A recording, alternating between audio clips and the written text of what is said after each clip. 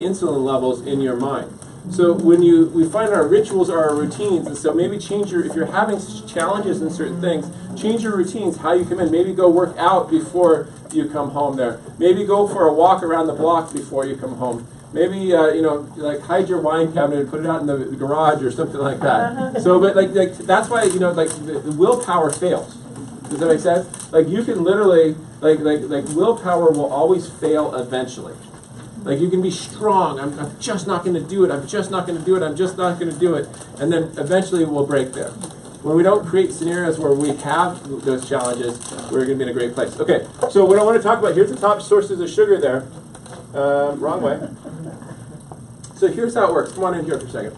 So the average person has, stand right there for me. Yeah, so the average person has about 20,000 insulin receptors on their cell. So what happens is that sugar is floating around, and all of a sudden the insulin comes to the cell, and it says, oh. And that's great, because like maybe you're driving home from here, and you're like, okay, this is my last day, and I'm going to have one Krispy Kreme. And so we get that insulin receptor, cell can handle it there. Problem is that that's not what most people's lives look like. They wake up in the morning, they have orange juice, and then the next thing you know, they have toast. And next thing you know, they have, like a Starbucks. And then the next thing you know, they go out and they have a sandwich at lunch. And the next thing you know, they have like a little yogurt there. Next thing you know, they start going on, and then they have their midnight snack. And then it starts going on day after day. And then the cells, they just start trying to resist because they can't take it anymore. Does that make sense? That's what insulin resistance is. Your body is fighting a battle against the environment that you're creating in there. It's not that your body broke down. It's just that it wasn't designed to deal with it. It's making your body toxic there. So what we find is that then eventually the receptors burn out, and only we get to about 5,000 effective receptor cells on your cell, on the cell. So even if you're taking in good like sugar, you can't even get it in. We get to a point where the receptors can't even actually work anymore. So our job is we have to cut the sugar out almost completely to give the receptors a chance to unload so that they can relearn and to be able to start catching the insulin again. So somebody will say, like, I'm a diabetic, I tried to reduce my sugar and I did a pretty good job, but like you have to go to zero. You have to go to zero. And in fact, when you burn the sugar and you exercise, then what will happen is if you give fat, then you still have energy in your body to be able to continue to do the things that you want to do while the cells regenerate there. So, come right here. So here's a math question for you, and I love this one. Bob has 36 candy bars. Do the math. He eats 29. What does he have now? Diabetes. Okay.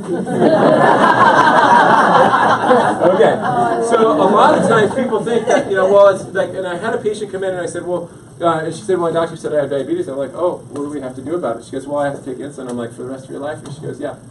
I said, wow, that's too bad. Like, would you want to hear something different? Like, would you like a different voice inside your head that doesn't proclaim that like you have to be on a medication for the rest of your life? Because did he talk to you about nutrition? Did he talk? Well, he gave you this diabetic plan, and I looked at it, and there was over like 160 grams of carbohydrates a day on that diabetic plan for that person. I'm like, if you eat that and you don't have diabetes, I guarantee you'll have diabetes. Like, it's the most insane thing. So check this out. So here's a study from McMaster University, and they studied diet and exercise and discontinuation of insulin. 41% of the patients remained symptom-free just by changing their diet. Like literally almost half the people in this one particular study that just did diet and exercise, they actually stopped being diabetics. Diabetes is not a disease, it's damage. Okay? You've been damaging your cells, you've been damaging your body, and you just have to give your body a chance to repair from that damage so that it can function right there. If you crash your car, it's not like a disease, you just have to repair the car. So the people that remain only 21% remain symptom-free if they followed the nutrition program for only 2 months. So, but compliance was the key. So like if they after 3 months, the longer you do something, the longer the effects will be. So at 2 months they got to 21%, at 3 months they got to 41%. Only 14% remain symptom-free with but when they continue their insulin treatment. Because why? The insulin was creating the problem. The average person that starts insulin, the average weight gain within the first 3 years is 25 pounds. 25 pounds. Because what does it do? It packs on fat. That's the job of insulin there. So we're looking at cutting the sugar, cut the sugar, the things that are in sugar. Where is sugar? Breads, pastas, cereals. You'll see lists in your books there. It's in your ketchup. It's in your you're going to have to start label reading there. You're going to have to start looking at the backs of the label. Typically, my feeling is that 50 grams of carbohydrate or less a day, depending on your size. So that's kind of my goal, is 50 grams of carbohydrate. If you're female, maybe you can get down to 40 or 30 like that. If you're trying to fix your cells there, maybe as high as 80, but nowhere near the 240, 340. Because watch this, a bagel just in the morning. If your goal is to become diabetic, to get rid of your diabetes, it has 30 grams of carbohydrates right there. That means for the rest of the entire day, you cannot have any other carbohydrates. And basically that bagel is probably fortified and is completely devoid of nutrients. In fact, sugar is an anti-nutrient. It actually has no nutrients in there. If somebody, I tell the story, there was a gentleman that was a patient of ours, brilliant guy, and he's always coming up with these ideas. And there used to be a Wonder Bread factory right over here in San Jose. And you remember that? And so what he would do is he'd buy up all the Wonder Bread from the Wonder Bread factory that they didn't sell, and he actually had a pig farm, and he'd feed it to the pigs. The problem was all of his pigs died from the Wonder Bread. And so he literally lost his entire livestock from feeding them Wonder Bread there. So imagine somebody's eating breads and pastas and cereals on a regular basis, and they can't understand why they're sick. We're animals. Does that make sense? We are animals. There's no difference in how life and physiology affects us than other animals in this planet there. You go to Panera, and we get a Panera bagel, 60 grams for the day. Just a regular slice of bread, 15 to 23 grams. So we're starting off, next time you go out to breakfast and you're trying to have a good breakfast, and they're like, do you want a whole wheat? Do you want white? Do you want sourdough? And you're like, oh, I'll only have 2 slices of sourdough there. Well, all of a sudden, you've completely bombed your whole system for the rest of the entire day. A breadstick, we're just going to have a quick little breadstick there. Oh my goodness, 15 to 25. A hamburger bun, 30 grams. If you were to just remove those carbohydrates, what ends up happening is it's not the one time, it's the many times that creates the problem there. Sodas, the average person, please don't tell me anybody here drinks sodas. 55 gallons of pop a year. Wow. So do the math. How many weeks do we have in a year? 52. So that we're drinking more than a gallon of soda per year on average. That means other people outside of this room, because nobody drinks soda in here, which is awesome, they're actually making up for us not drinking that soda there. Watch this. So here's what we have. We have 14 grams of sugar in 14 teaspoons of sugar in a Coca-Cola. Let's go over here. This one is 17 grams. We have a Nestea right here, which is 11 grams. I'm going to get a healthier alternative right here. How about if we come down to chocolate milk? I think this was with 7 teaspoons. I can't really see it that well. 6 teaspoons that we feed our kids on apple a box of apple juice. That's not grams of carbohydrates. That's teaspoons of sugar. So let me ask you a question. If I was to, have you ever had one of those boxes of juice? How quickly do they go down? They're like, boom, right? There's a squeeze box. That's why they call it like that. Is squeeze it in your throat like it's like an IV. So if I was to have a teaspoon of sugar for you, guess what's going to happen? If I had you eat 6 of them, you would feel sick. Does that make sense? If I would say, hey, I want you to eat 6 teaspoons of sugar, you'd be like, no way. What if I was to say 14 teaspoons of sugar there? That's disgusting. Pineapple juice, even a whole milk, I think it has 3 teaspoons. What we typically find is that water has 0. So if you're wondering what the best drink that you could actually have that wouldn't raise your blood sugar level and raise your insulin levels and raise your fat, water is kind of a great alternative to 0. Soybean.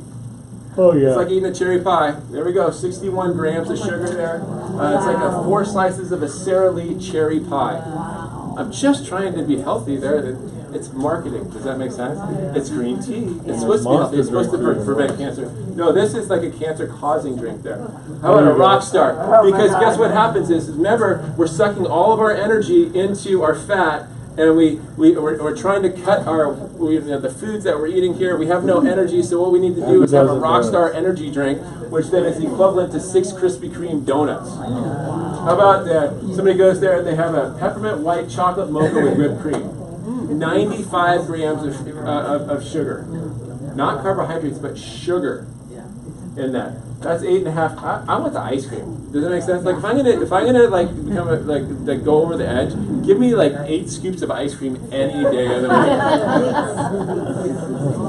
week. But here's the thing: it's sugar by another name. This is the big thing. The number one thing you have to look out for is anything that says cellulose in it. That's where they hide it. It'll say cellulose there, but lactose, honey, xanthine gum. Like, does anybody like? Oh, there's no sugar in here. It only has xanthine gum in there. Dextrose. Anything that has an ose on the end, you can pretty much guarantee that it's going to be sugar there. Okay. So I put a list of those in your book also. But this is the most important thing, because here's the thing: 2 out of 3 women and 1 out of 2 men are going to end up having cancer. Okay. And so the goal is that we know that when somebody is a diabetic, we know that insulin is actually a mitogenic hormone, which means that it actually increases the rates of cancer. So if somebody's a diabetic, they're taking insulin, their rates of cancer go through the roof there. And because what it does is it causes cells to replicate quicker. That's why weightlifters, they'll pump themselves up with insulin so that their cells will grow bigger there. Well, you can tell I haven't been doing that. But the point is this, is I want you to watch this video because it really was profound for me. Cantley, a Harvard professor and the head of the Beth Israel Deaconess Cancer Center, says when we eat or drink sugar, it causes a sudden spike in the hormone insulin, which can serve as a catalyst to fuel certain types of cancers. What we're beginning to learn is that insulin can cause adverse effects in various tissues. And of particular concern is cancer. Why? Nearly 1/3 of some common cancers, including breast and colon cancers, have something called insulin receptors on their surface. Insulin binds to these receptors and signals the tumor to start consuming glucose. So this is your body eating. Every cell in our body needs glucose to survive. But the trouble is, these cancer cells also use it to grow. So if you happen to have a tumor that has insulin receptors on it, then it will get stimulated to take up the glucose that's in the bloodstream. So rather than going into the fat or the muscle, the glucose now goes into the tumor, and the tumor uses it to grow. So you've just seen that tumor turn blue, which is essentially reflective of the glucose going into it. That's right. So these cancers, much in the same way that muscle will say, hey, I'd like some of that glucose. The fat says, I would like some of that glucose. The cancers have learned how to do this themselves as well? Yes, so they have evolved the ability to hijack that flow of glucose that's going by in the bloodstream into the tumor itself. Lewis Cantley's research team is working on developing drugs that will cut off the glucose supply to cancer cells and keep them from growing. But until there's a breakthrough, Cantley's advice, don't eat sugar. And if you must, keep it to a minimum. In fact, I live my life that way. I rarely eat sugar. When you see a sugary drink, or if I were to offer you one, with all that you know, what's going through your mind? I probably would turn it down and get a glass of water. Oh. So I want you to understand the insanity of this. Okay? So we're going to do billions of dollars of research to try to find out how to keep eating sugar and fight the cancers that sugars cause. Does that make sense? And they're saying, don't eat sugar until we find a cure for cancer so that you can actually do dumb things, and then we can come up with a drug to be able to treat the dumb things that you've done. To make the money. So I have a suggestion to you. So maybe just wait until they find the drug, but you won't even have to use the drug if you just don't eat the sugar now. Yeah, right. You don't have to feed the cancer. And that's the thing, it's one of the worst things. So there's 2 types of, we have people that are large, and then we have what we call skinny sick people. And the skinny sick people is, many times we find those are our cancer patients. Those are the ones that they get cancer because their energy isn't being put into fat, it's being put into growing the cancer there. Cancer cells have 8 times the affinity for sugar than a normal cell in your body does. They eat sugar 8 times greater than the normal cell in your body. Right. That's crazy. So watch this. So this is how we know if somebody has cancer. What we do is we go and we inject glucose into their system, and then what we do is we do a scan, and where it lights up, where all the glucose is going to, that's how we know that there's cancer there. So when you're having that SOBI and you're like, I just really like sugar, it's just no, maybe the cancer tumor that's in your body, and I'm not proclaiming this over anybody, I'm saying, please forgive me. Does that make sense? Because that's one of the ways that we treat cancer that's been done for like 100 years, is by restricting sugar there. They just said it was a third, but it's all of them. Yeah. And they didn't learn nor evolve. They've always been that way. Yeah, since we've been around, our physiology hasn't changed. So here's the thing. A lot of times people will be like, well, I just love my bread. Okay, so good, better, best. Like if you got your issues, like with like being able to like with bread and you love it, Ezekiel bread's better, but that's really on the core plan. We have 2 types of plans: the advanced plan and the core plan. If you have health issues, if you have any diagnosed condition, if you're on any medications, if you want to get healthy and you're not at your peak health right now, then what we need to do is we really need to go on to the advanced plan. Our kids, they're not sick, even though 46% of children already have a chronic diagnosed condition that they estimate will be with them for the rest of their life at this particular time. Did you hear me? Like half of our children are sick already in the United States right now. That's an abomination. The children aren't supposed to be sick. Like in my son's class this year, the 4th kid has been diagnosed with cancer. He's had 2 kids this year die from cancer just in his class. Not at his school, but in his class. That's not normal. When my sister died of a brain tumor, we didn't know anybody else whose kids had cancer at that time.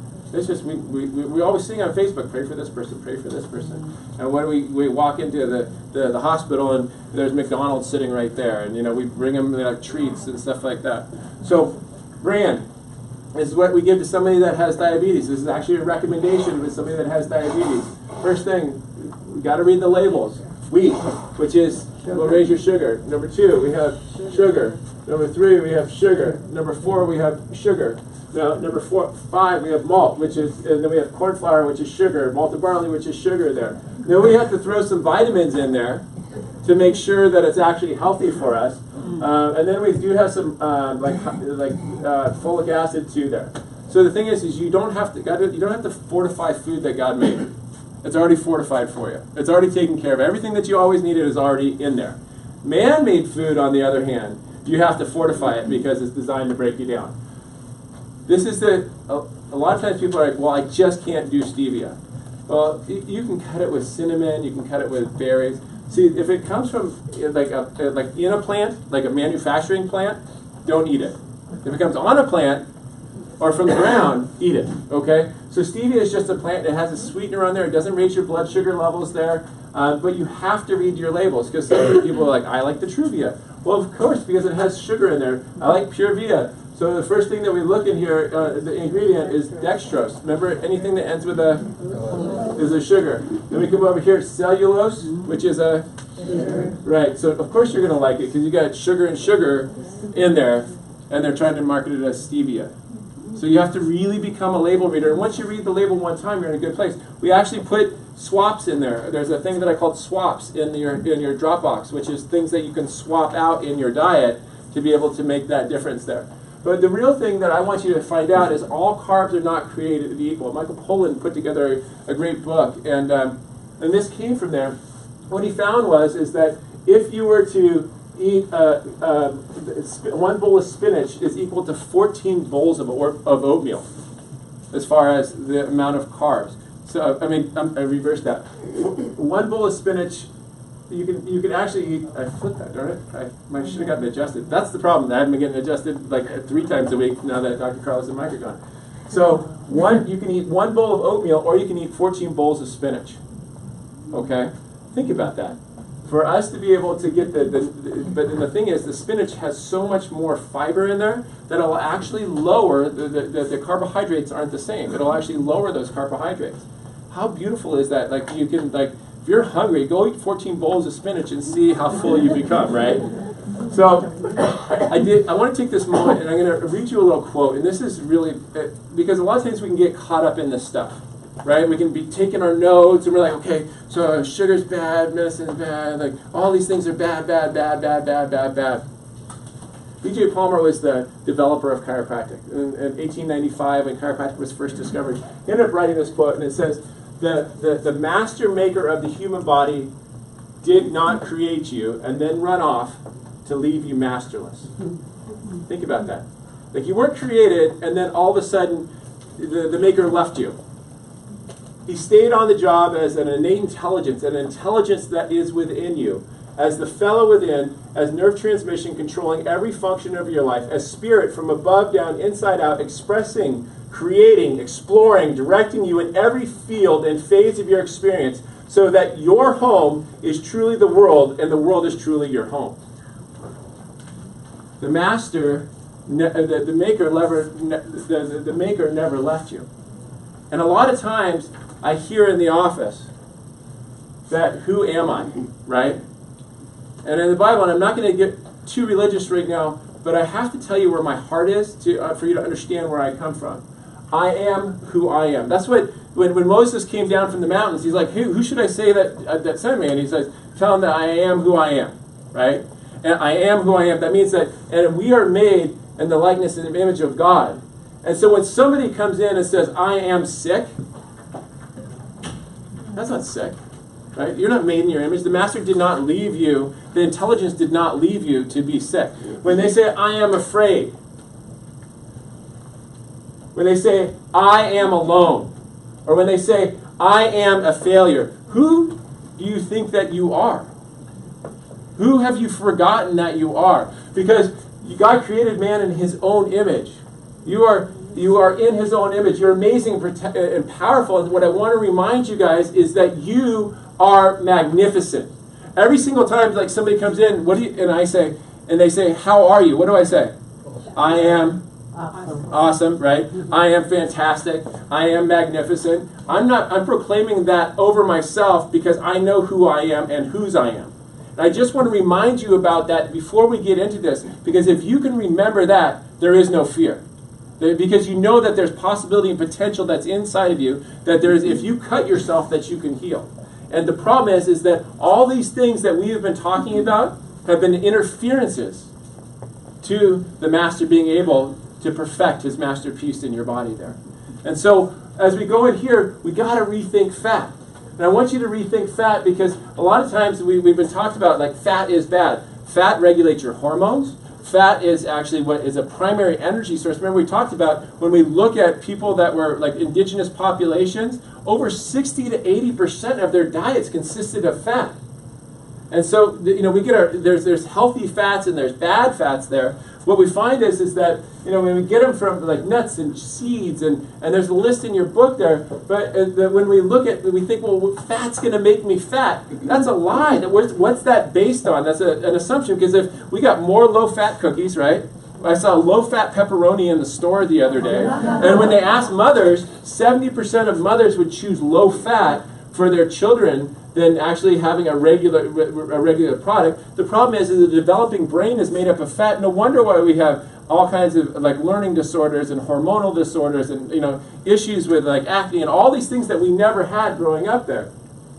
When they studied people that were on high-fat or low-fat diets, it really didn't make a difference because they were testing calories, so they gave them the same amount of calories, some high-fat, some low-fat there. Basically, the average weight loss was the same. And it was on it's a relatively short-term study, but what ends up happening is if we were thinking about fat's going to make you fat, how come it didn't make them fat when they're eating fat as opposed to like the calories there? So we're going to kind of review a little bit of fat. And this time I put a lot more videos in here because it keeps me on track and makes sure that you guys get to get home by 4 o'clock today. All right? All of human history into 1 year, we've only been farming and eating grain since about yesterday, which is when we became shorter and fatter. We only started consuming processed vegetable oils about 10 minutes ago, which is when heart disease became our #1 killer. So after examining all this human history, the experts came to the obvious conclusion. We need to eat a lot more of these. And so they convinced us that human health depends on foods we didn't eat for more than 99% of our entire existence. How did this happen?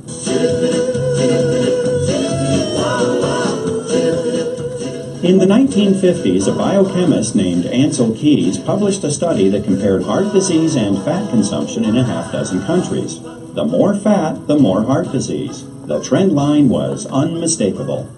Just one little problem. Keys left out countries where people eat a lot of fat but have very little heart disease, like Holland and Norway.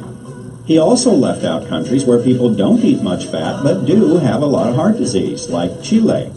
In fact, Keys had reliable data from 22 countries, and the results were all over the place. But you can't make a big splash in the scientific community with a trend line that looks like this. So Keys did what any dedicated researcher would do. He threw out the data that didn't fit and published his results. His punishment for this bit of scientific chicanery was to get his picture on the cover of Time magazine. Keys became known as the father of the Lipid Hypothesis, which says that eating saturated fat raises the cholesterol in your blood, and high cholesterol in your blood clogs your arteries and causes heart disease. The hypothesis that when you eat high fat, that produces high cholesterol, and that cholesterol produces heart disease, is wrong in every one of those links. This whole idea that dietary fat causes cholesterol problems is sort of a myth. The whole idea that cholesterol problems lead to heart disease is a myth. The theory is completely and totally wrong. It was a theory that was made out of whole cloth and then pushed. The term artery clogging saturated fat, it's as though it's all one word. It's become part of the zeitgeist. Everybody knows saturated fat is bad for you, but when you get back and you start looking at the medical literature and you root back through to find out where this whole idea came from, it's bogus. Bogus. You're going the wrong way, right? We're going the wrong way. And if you think about it, how many people do you know that are on cholesterol medications, right? How many people have been restricting their diet for so long? How many people, we start looking at cholesterol medications, what they call statin dementia. We look at all the dementia and Alzheimer's. We need to have those fats for our brain to work. Now, Alzheimer's right now, if you're at 85 years old, you got a 1 in 2 chance of having Alzheimer's. They expect in the next 30 years, by the time you're 65, you have a 1 in 2 chance of having Alzheimer's disease. If we keep going the same way. See, there's a way that seems right to man, and in the end it's the way to death. And so when we start looking at what was going on at this time, I'm going to move to this picture right. Oh, darn, I think I lost it. Well, we'll stick right here. So I'll hit another slide in a second you'll love. But this is what the job of fats is to do. It's to build the cell membranes.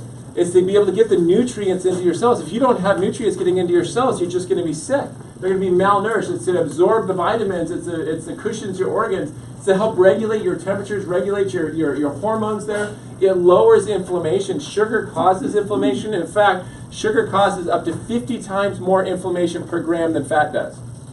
So for every gram of fat that you eat versus every gram of carbohydrate you eat, you have 50 times more inflammation from each gram of sugar there. Is that insane? I wonder why we have to take antioxidants to reduce the inflammation, right? I wonder why our knees hurt and our joints hurt all the time and we're aching. We're like, oh, we must be just getting old. Yes, you are, and I'll tell you why. Because sugar creates something called AGEs, which are advanced glycosylation end products. They bind all the collagen. They literally clump up your body, and they accelerate the aging process. Literally, sugar, it prematurely ages you every single time that you eat it.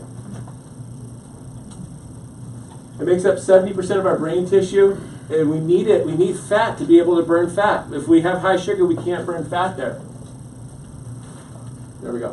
What's even interesting is when they get, I love this one, ants innately. Remember the master never left, the maker never left his masterpiece. Even ants, when they give a choice between butter and margarine, an ant is smart enough to know the difference and actually choose the butter rather than the margarine, because they know that margarine isn't even like a foodstuff. It's one chemical. It's one it's just a little shift, a couple steps away from being plastic. So when you actually eat plastic, Like, try to get healthy on plastic. No wonder why they say stay away from butter. But butter, remember when they first had margarine come out? What color was it? White. It was white, right? Nobody would eat it. It'd be like eating Crisco, right? So they had to color it to make it look like butter. And that's what marketing is. So the good fats that we want to have. Coconut oil, awesome. Absolutely love it. I love coconut oil. I love MCT oil. It's like I just had like a teaspoon of it, 2 teaspoons of it back there. Now you can see my energy is like, yeah, let's go, right? I have the fat. I haven't had any. By the way, I haven't had any. That was all I had for breakfast this morning was my coconut oil, and I'm doing just fine. Do you see like my energy going down or is it going up, right?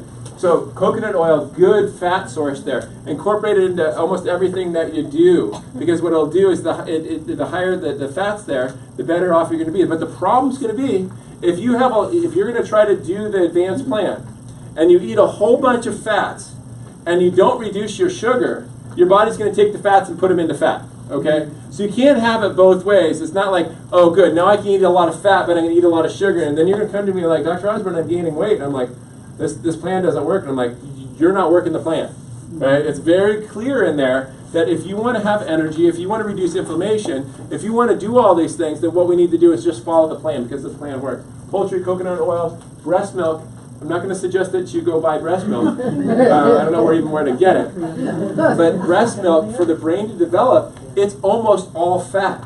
Do you think if fat was bad that God would have put fat in breast milk, right? Like it was there for you to grow. It's a perfect nutrition there. In fact, it has a lot of omega-3s in it. So basically it comes down to this. Busted, my Mythbusters, that's my son's favorite show. Obesity and disease are linked to damaged fats, okay? And I need you to understand that. Obesity and disease are not linked to healthy fats.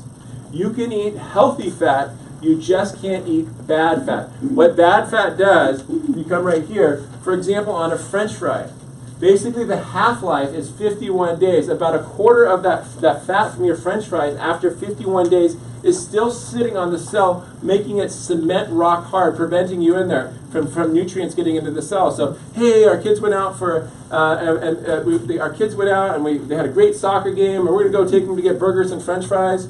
Because they were good, we're going to give them a reward. We're going to clog up their cells for the next 51 days and prevent them from being healthy for the next 51 days.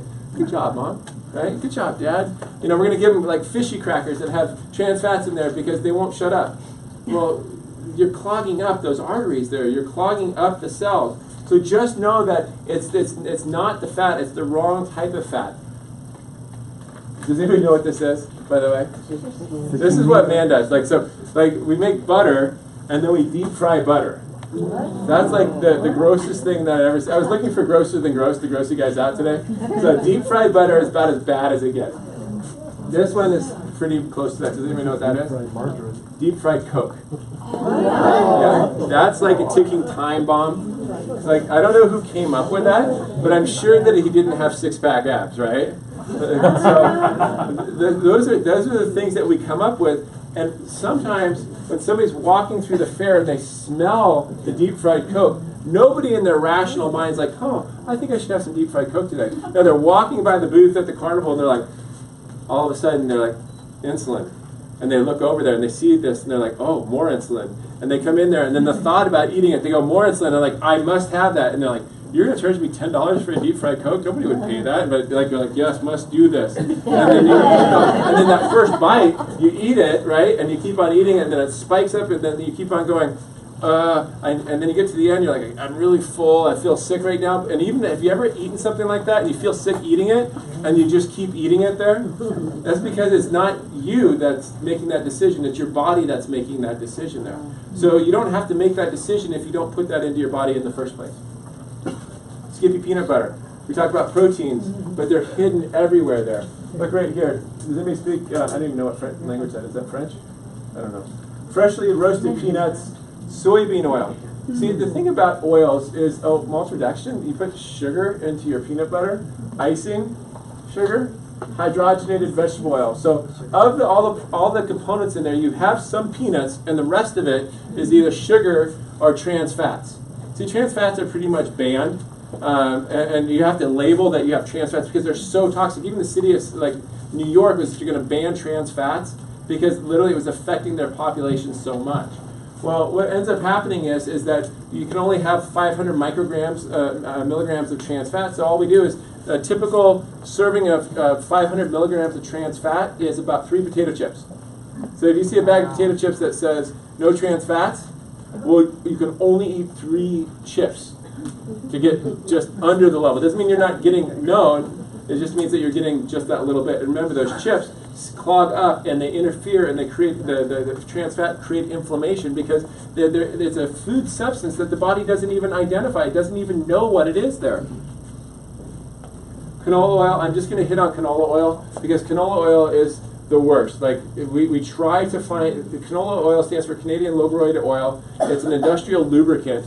That's what it started off with. And so literally we've taken something, the rapeseed plant that we shouldn't be eating in the first place because remember like when they're closing down like the Senate offices because they're putting that powder in there, like the, in the envelopes, like during the anthrax thing, and then the guy was putting the rapeseed in there. Well, that's what the rapeseed plant does. That's what, and so we're putting that into an oil, somehow converting a plant into an oil. I don't know how to do that really. But you have to use a whole bunch of solvents, a whole bunch of lubricants to create this thing to become oil. And then we say, well, it's a better alternative. To what? Does it make sense? Like an industrial lubricant is not a better alternative. And what ends up happening is healthy cells, they allow nutrients to pass in and the waste to pass out.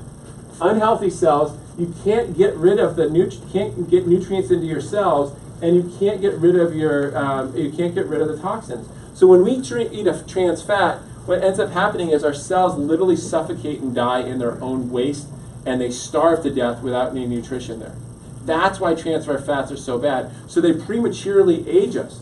They literally age us at an accelerated rate because for 51 days after we have a trans fat, we're literally suffocating ourselves in their own cesspool of waste there.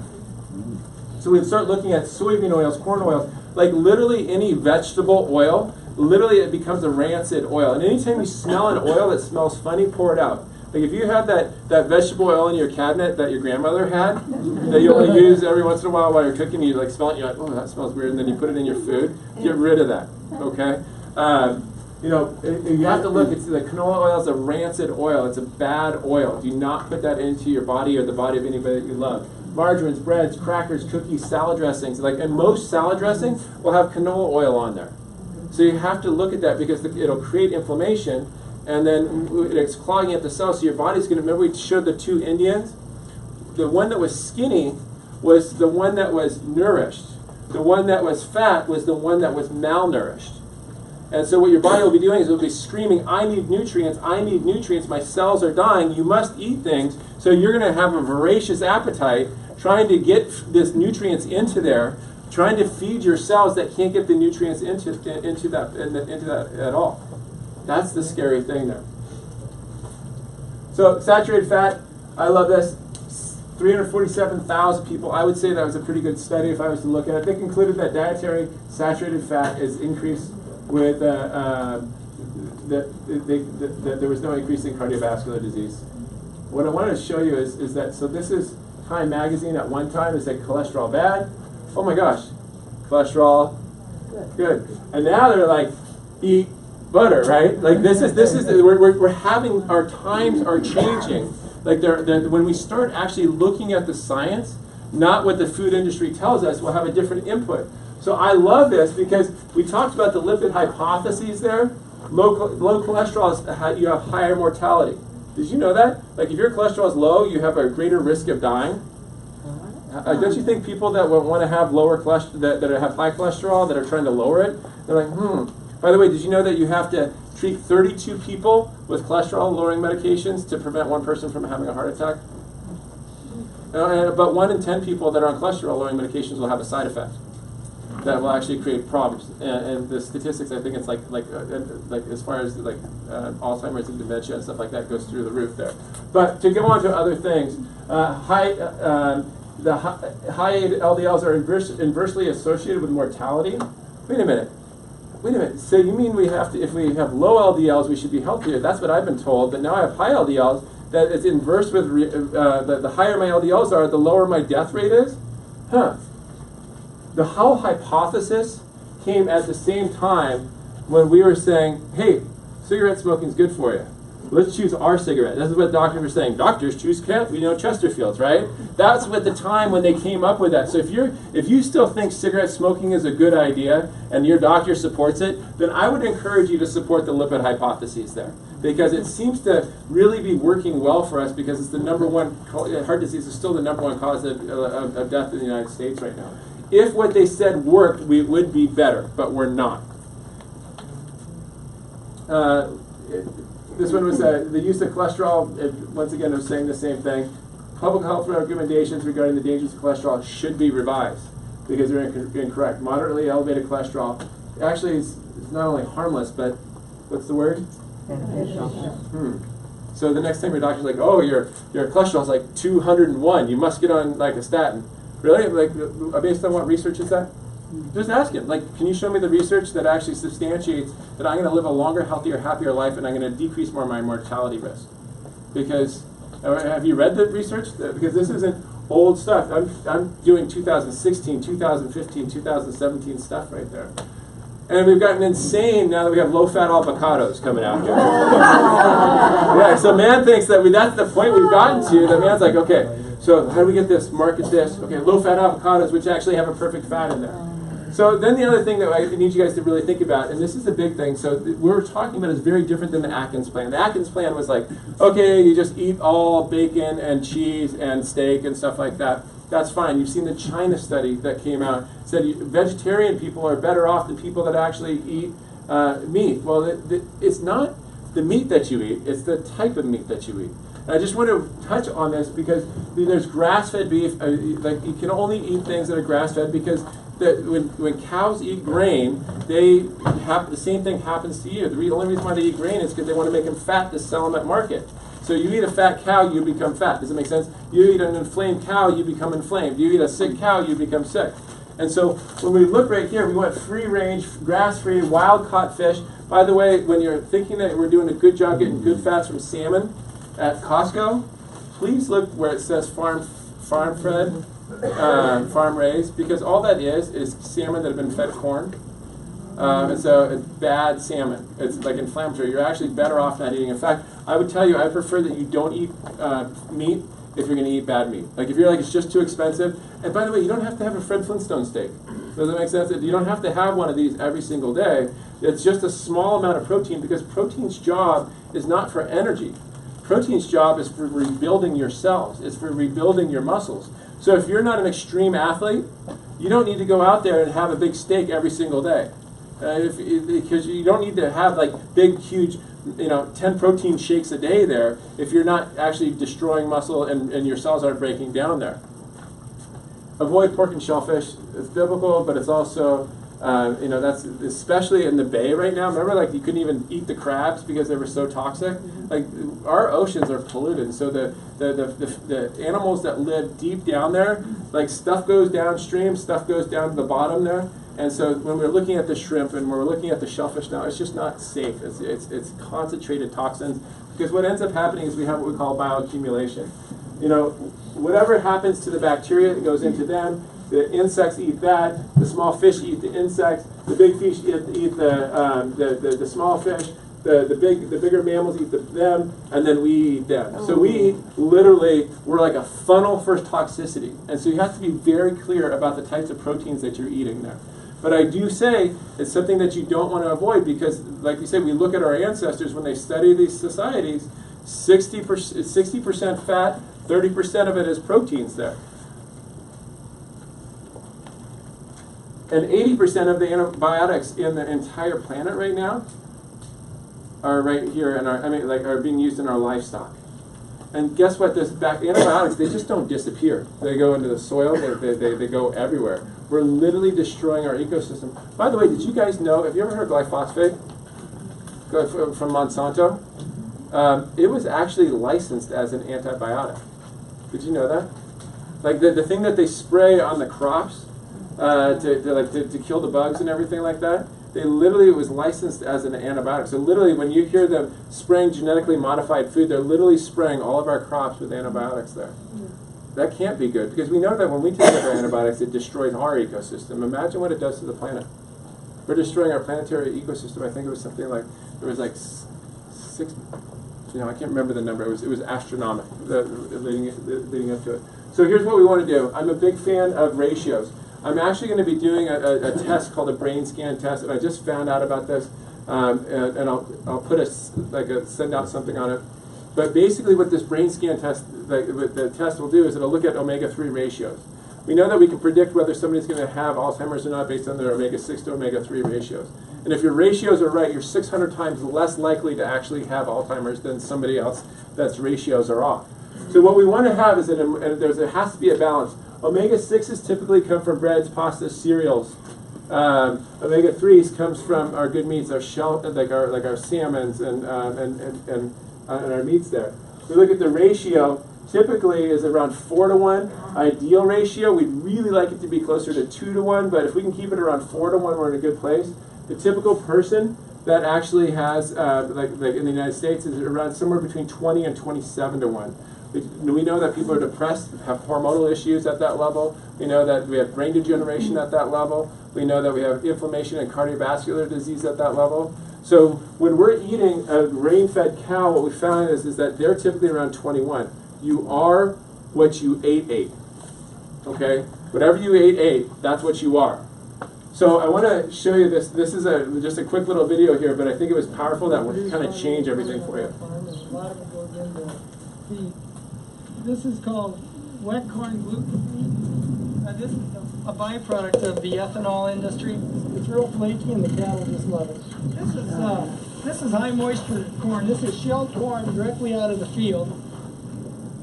This is a third product that we feed to our cattle, which uses corn. This is called corn silage. This is the whole plant run through the corn chopper, and it's just another way to utilize all the corn that's grown in the state of Iowa. And there's the corn, the silage, and the hay, and the gluten all right there. So it's almost all corn. Yeah, it's 60% of the ration is corn probably. Look at that. So would you consider yourself corn-fed? Yeah, probably. What are you eating for lunch here today? Corn-fed beef. Do you actually know anything about corn-fed beef? Do you know what it does to them? What is to the cattle? It's a good thing they slaughter when they do, because it actually kills them to feed them to make the meat like that. So they'd be dead in 6 months anyway eating that stuff, so it's just as well that they slaughter them. Really? Yeah, it's terrible. Where is this? Every major confinement feedlot, everywhere. We're a cattle company, but we do grow a lot of corn. About 7,000 acres every year. And it is all used for animal feed.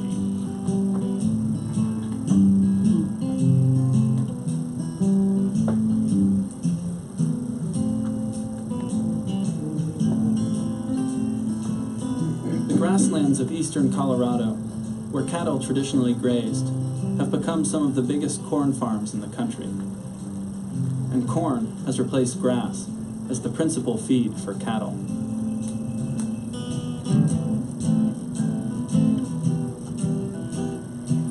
The mass production of corn drives the mass production of animal protein in confined operations. And you gotta have cheap feed to do the confinements. At Sue Jarrett's cow calf operation, we saw how cattle are raised before they go to the feedlot, eating grass on the open range. When Sue's father ran the ranch, cattle spent almost all their lives eating grass, and it took several years to reach market weight. But in recent years, cattle have begun spending more and more of their lives in feedlots. They put on weight faster if you don't let them move. So total confinement, less space for movement, they eat continually, and you get them into the market, into the food chain. I want you to, the reason why I showed you that is I think that the important thing to understand is it's a dysfunctional system. Yeah. Does that make sense? It's a completely dysfunctional system. And we accept it as normal because we don't think. And until the quality of the life, the quality of our planet, the quality of our relationships is all based on the questions that we ask.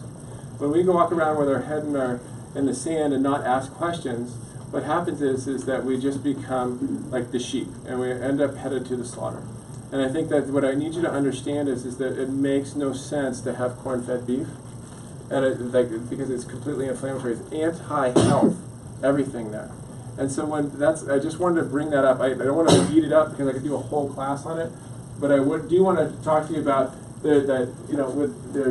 for people that can't afford good protein. Obviously, we have grass-fed whey protein there. It's very different than the things that you get into the store. It doesn't have any additives. It's just pure and clean, healthy protein that your body can actually assimilate and digest. And that's one of the reasons why when we do challenges, we want to make sure you get clean protein. We want to make sure that you get it. That's why we make our smoothies is a big portion of our day there. It's an easy way to get the protein, but there's also the fats in there. There's no sugar in there. And so that's one of the reasons why when we put the bundle together, we're like, hey, look, if somebody wants to be successful, we're going to get them the protein, we're going to get them, everything that they need to be successful there. It doesn't have to be a lot, but we need to make some small changes. Sometimes I have complicated challenges. This one's going to be an uncomplicated one. And so here's where the big key is that we have a resolve challenge coming up here. It's in the book. Okay, it's right in the back of the book there. Everything that you need is there. And then, like I said, it's a plan. It's not like this big, huge thing that you have to do, but I gave you a 30-day plan. Let's do a little bit today. Let's do a little bit the next day. Let's ask different questions the next day. And I gave you, 120 days of readings that you can actually do to refine and clarify and become more clear on what you're doing, because the more we have a clarity and an understanding, the better decisions that we make on it, better every day. And what you'll start to find is your values for yourself will start to change. You'll know who I am is, and you'll say, that's enough. And you'll know what your purpose is your purpose in life becomes stronger because you actually have the energy to do those things. You're going to say, I'm not putting that into my body because my purpose is much greater than what I need to do. So the last thing that I really want to go into, and this is toxicity. Toxicity for me is one of the biggest problems that we have on our planet at this time.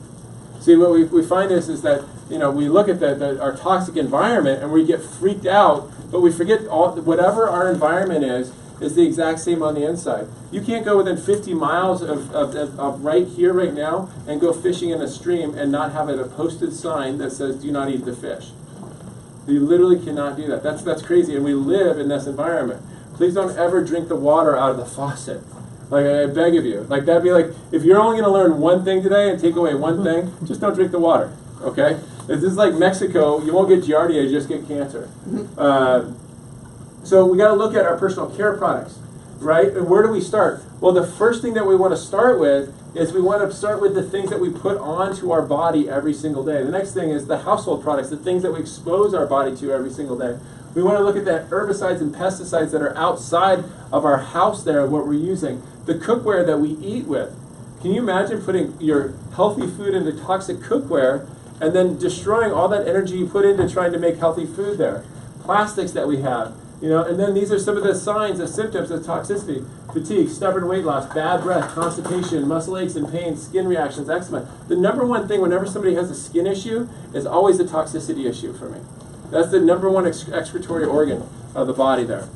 So that's why we're starting to see all these books. And if you remember a couple of classes ago, I talked about a part of it. They talked about, remember the newest organ that they had found was the omentum, the greater omentum. Remember we talked about that? And so the greater omentum is the protective covering that goes outside of your intestines. And what they're actually now calling it an organ, because if there's damage to the intestines, it'll actually go there, migrate to that area, repair it, and then move back there. How cool is that? That's how intelligent your body is. Literally, as toxins come out that are in your intestines, the greater omentum they're finding now sucks the toxins out, and right on the other side of that is your belly fat. And so what we start to find is when people start getting belly fat, it's actually literally the toxins being leached out into their belly fat. What's even more interesting is most of these products that we find are all fat-soluble products. So when we have toxins in our body, the first place that they're going to go is in our brain and in our fat. So when we start having brain fog, when we start having nerve issues because our nerves are made up of fat, When we start having weight loss resistance, it's probably because our body is too toxic. I was going to use an example once, and and actually I think it's coming up right here. So I thought this was really awesome. This was, I think, in Glamour Magazine. Now, I'm not necessarily saying I read Glamour Magazine, but I did. And so what we did is that they totaled the average woman puts 475 chemicals on their body on a daily basis. Do you think they've ever studied the effects of all 475 chemicals? Because they estimate that less than 10,000 chemicals that are actually in use have actually even been tested. All the rest of them have been grandfathered in. In fact, most of the chemicals that we use here, 90% of them have actually been banned in Europe. So either they're smarter or their people are taking less payoffs from the representatives are taking less payoffs there. Why in God's green earth wouldn't we study the things that we allow people to put on our body and we have speed limits on the freeway, right? Like they put it there for our safety. Their job is to protect us. Our job is to protect ourselves. Because look, who's going to save you? Does that make sense? You are.